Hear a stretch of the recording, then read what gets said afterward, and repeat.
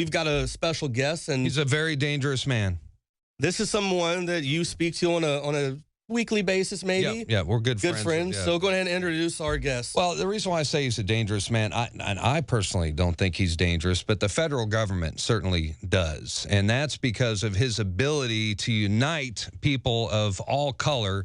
And we've even got proof from his official FBI profile that says he's dangerous for that reason. And, of course, I'm talking about Larry Pinkney, and he is a member of the original Black Panther Party, also a victim of COINTELPRO, a political prisoner for 10-plus years. And he joins us now from the land of Mordor. And, Marcos, I'll read that in a second, but first let's get Larry on. Larry, welcome to the InfoWars Money Bomb. It's good to have you. Brother, this is fantastic. And I want to also extend my kudos to Brother Joe sitting there with you. But what can I say? Let's rock and roll. That's it. I'm ready to rock and roll, too. But before we get started, I want to read the FBI profile they have on you. And we obtained this from the Freedom of Information Act. This is what it says about our guest, Larry Pinkney. Pinkney is potentially dangerous due to his demonstrated ability to unify black and white. His associates are Negro, white, and Chinese. Special attention is being given to neutralizing him, COINTELPRO. The areas of sex and drugs appear to be the most effective ones to utilize. His habits in this area are unknown, but are being monitored with this objective. Wow. So now this was back during the civil rights movement. But, Larry, the more things change, the more they stay the same. That's right. That's absolutely correct. And what we really need to understand is, well, I like it. You summed it up, Darrin. You know, my brother, you said it. The more things change, the more they stay the same if we allow them to be that way. And the reality is, COINTELPRO never died. The counterintelligence program never died. It still goes on, whether it's under NDAA, the Patriot Act, whatever you want, whatever name someone wants to put on it. The reality is that, in fact, in this 21st century, in the year 2015, it is far worse. I repeat, far worse than ever before. And we need, I'm not saying this to make anybody paranoid. No, this is not about being paranoid. Just be aware. You know, stop going for the ghost. Let's understand that this is not a government of, by, and for the people. This is a government of, by, and for the global elite and the corporations. That's right. All right? So I just had to inject that. Well, that's right, and the government does not want to unite us; they want to divide us, and this is something. Well, you can see that with this whole Black Lives Matter thing. All it's done is divided the people here in America. You know, when I speak to a lot of my friends, we would sit there and go, "I didn't even know there was racism between you and I." Now I have to specify, oh, my black friend or my white friend. It used to just be, hey, my buddy, Apollo. Apollo is one of my great friends that I grew up with. We DJ together in clubs, and now we have to specify stuff. And then if you bring up the white, the black, then you're racist. So there's really this huge division, and the Obama administration's definitely been behind that. They haven't denied it in any kind of way, and they're pushing this racist agenda forward. And what are your thoughts on that? Well, the bottom line is this. How can Black lives matter if all lives don't matter? Amen. I mean, let's be honest. Stop shucking and jiving. How can Black lives matter if all lives don't matter? Okay? The lives of my black, white, brown, red, and yellow brothers and sisters all matter. The name of the game is to divide, to control, to manipulate.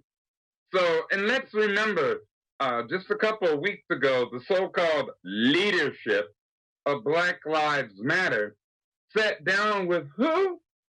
Hillary the Butcher Clinton. Come on, let's get real. And we need to understand that we, everyday, ordinary, black, white, brown, red, and yellow people, we are the only ones together, collectively, who are going to bring about effective systemic change. Only us. We need to get off the plantation. That's right, I said plantation. We need to get off the plantation because that's where the Democrats and the Republicans have us. They have us on the plantation. It's time, as Thomas Jefferson said, for a revolution. He said, to quote him, every generation needs a new revolution. And the Democrats, in particular, are famous for that. I think that, my brother Darrin and I have talked a little bit about Lyndon Johnson and what Lyndon Johnson had to say. Darrin, you might want to elaborate on that. I don't know. Well, Lyndon Johnson was infamously known for saying that he'll have those N-words voting Democrat for the next, 100 years, I think was the quote? Yeah. Yep. Yeah. I mean, we need to understand that as long as we allow ourselves to be duped, and that's what we're doing. We allow ourselves to be duped. When I wrote years and years ago, and I tried to warn people about this Barack Obama creature, they said, oh, no, you don't understand. He's black. That's what they said, right? And I said, you don't understand because you're acting like a damn fool. You need to pay attention to what a person is about. As Dr. King said, it's about character, not color. It's about character, not color. So, we have that happening all over again right now. We have that same thing happening now with Hillary Clinton. You have these feminists. You have these women coming out and going, well, just because she's a female, they're going to vote for and completely ignore all the horrible things she's done. Like you said, you called her the butcher earlier. She is pretty much, I think, one of the most evil human beings out there. But people are going to look past that. And the fact that she's a woman, we just had the first black president. Now we have to move to have the first woman president so we can progress on and to completely ignore who she is as a person, which is what we should be paying attention to. Not what she looks like, not what genitalia she has, but who she is, her character, or lack thereof. That's right. That's right. And the fact is that irrespective of her, I like the way you put that, genitalia, irrespective of what her gender may be, the reality is that she's Bloody Mary all over again. That's why I refer to her deliberately as Hillary the Butcher Clinton, because she's a butcher. And let's understand that. Because she's a woman, she's going to bomb people lovingly? She's going to kill people gently? Dead is dead. Let's be real. And Albert Einstein, I believe it was, said, I believe his quote, and I'm paraphrasing it, but he indicated that when we people, everyday people, when we people constantly repeat the same thing over and over and over again and expect a different result, that's insanity. That is insane. That is absolute madness. It is time for we the people, black, white, brown, red, and yellow people in this country to wake the heck up and understand that we need a real change. Get off the plantation. Democrat, Republican, get off the plantation. This is urgent. InfoWars means just what it says. It's about information, not propaganda in the negative sense of the word, but it's about information, waking up.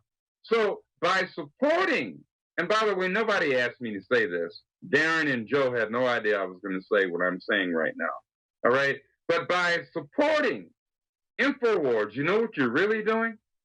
You're supporting yourself. You're supporting the people. You're supporting what Thomas Jefferson and Malcolm X talked about as the much-needed revolution in this country. That's all I have to say.